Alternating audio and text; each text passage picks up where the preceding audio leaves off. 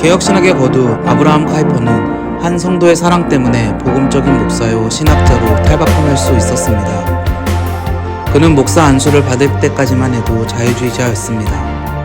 한 시골 교회의 청빙을 받아 목회를 하던 중 한 여교우에게서 목사님의 설교는 신학적으로 현란하고 많은 개념을 담고 있으나 우리를 위해 피 흘리신 예수 그리스도가 없습니다 라는 충격적인 편지를 받고 많은 고뇌 후 진정한 개혁주의자로 거듭납니다.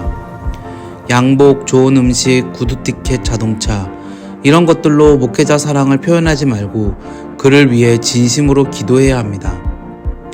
이 일에 대하여 저자는 이러한 일화와 주장을 들려줍니다.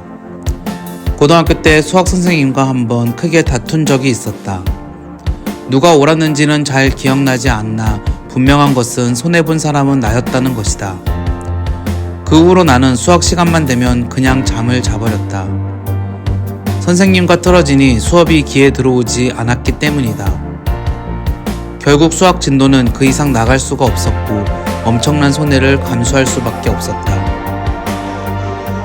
교회에도 별것 아닌 사소한 문제로 목회자와 사이가 나빠지는 사람들이 있다.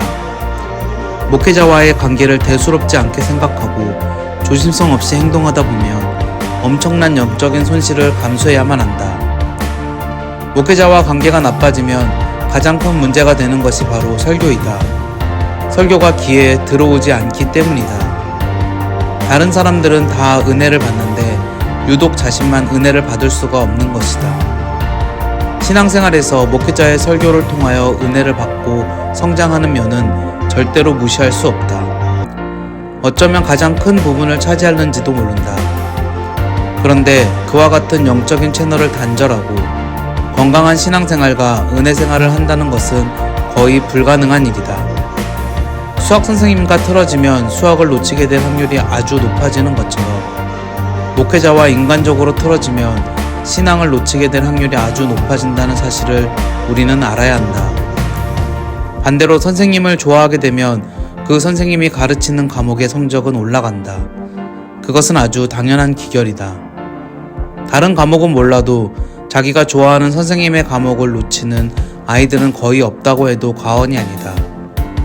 똑같은 이치로 목회자를 사랑하고 좋아하면 신학의 성적이 올라간다. 좋은 신앙의 성적을 원한다면 목회자와 바른 관계를 맺기 위해 노력하고 기도해야 한다. 우리의 신앙을 방해하기 위하여 사탄이 가장 잘 사용하는 전략 중에 하나가 바로 목회자의 관계를 나쁘게 하는 것이다. 그것은 아주 쉬운 일이다. 왜냐하면 목회자에게도 얼마든지 인간적인 흠과 잘못이 있기 때문이다. 그러한 면을 조금만 부각시켜 실망하게 만든다면 목회자와의 관계를 나쁘게 만드는 것쯤은 참으로 아무것도 아닌 것이다. 그러나 우리가 알아야 할 것이 있다.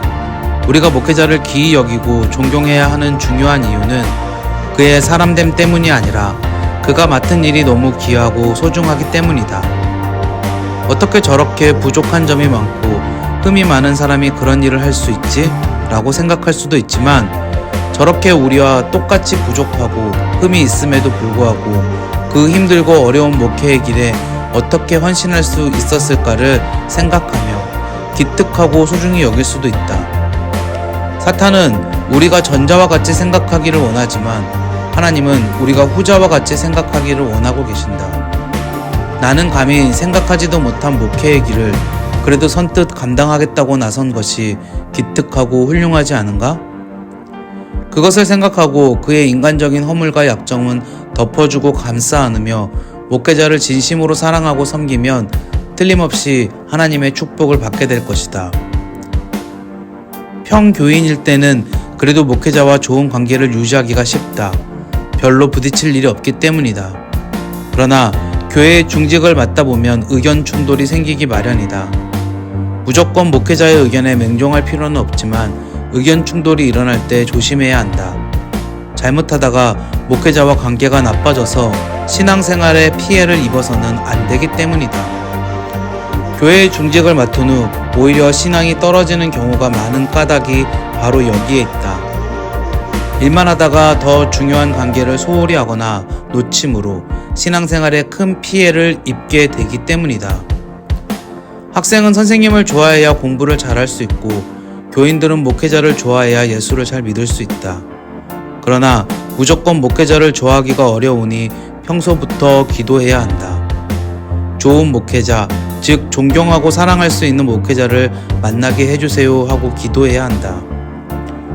좋은 배필을 만나는 것 못지않게 좋은 목회자를 만나는 것이 축복이기 때문이다. 할 수만 있거든 목회자와 다투지 않도록 조심하라. 목회자와의 문제를 해결은 할 수 있는 대로 기도로 하고 하나님께 위탁하고 부탁하라.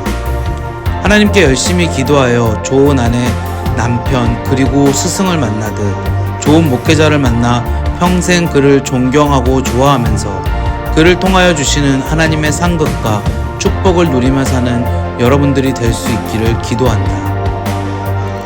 그렇습니다.